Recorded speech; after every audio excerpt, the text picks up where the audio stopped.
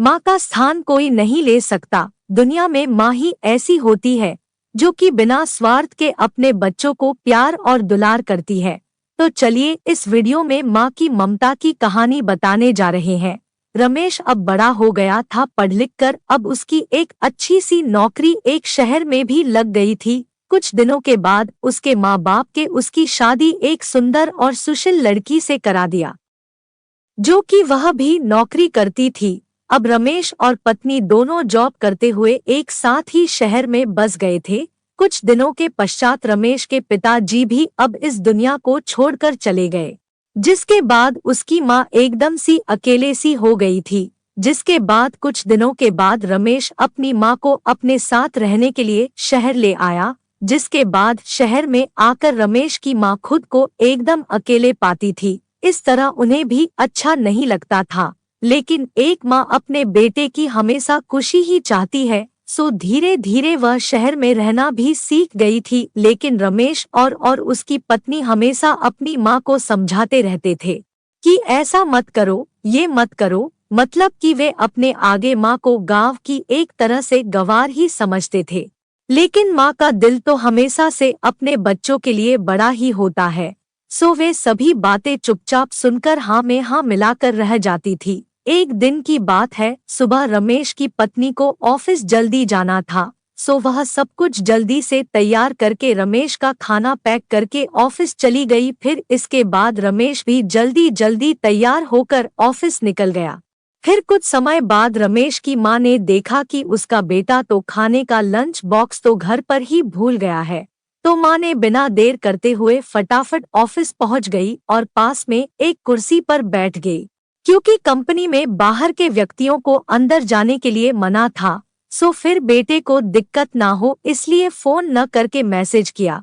लेकिन रमेश अपने काम में बिजी था, सो माँ के मैसेज पर ज्यादा ध्यान ना दिया। लेकिन अब उसकी माँ बाहर कब से उसका इंतजार कर रही थी। इस तरह कई घंटे बीत गया और इस बीच कई मैसेज भी किया, लेकिन रमेश का कोई उत्तर नहीं आ रहा था। इस तरह रमेश की माँ को चिंता होने लगी थी।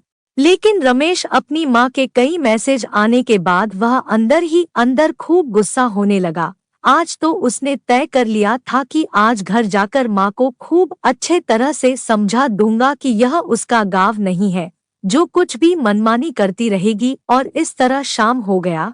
अब रमेश घर जाने के लिए कंपनी के बाहर निकला तो देखा उसकी माँ तो यही खड़ी है, जिसे देखकर उसका गुस्सा अब 7वें आसमान पर था और बिना कुछ पूछे ही अपनी माँ को डांट फटकारने लगा कि पहले घर में खाली बैठे बैठे मैसेज से परेशान करती रहती है और अब तो उसके कंपनी में भी आ गई है। आखिर उनका यह गाँव नहीं है जो मनमानी करती रहेगी।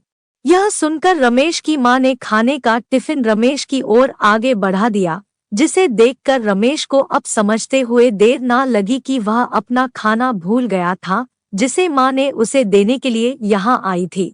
इसके बाद रमेश की माँ बोली, बेटा भले ही तुम बड़े हो गए हो, बड़े शहर में रहने लगे हो, भले ही अच्छे बुरे की ज्यादा समझ आ गई हो, लेकिन मेरे लिए आज भी मेरे कलेजे का टुकड़ा ही हो, जिसे मैंने बचपन से लेकर आज तक पालते हुए आ रही हो।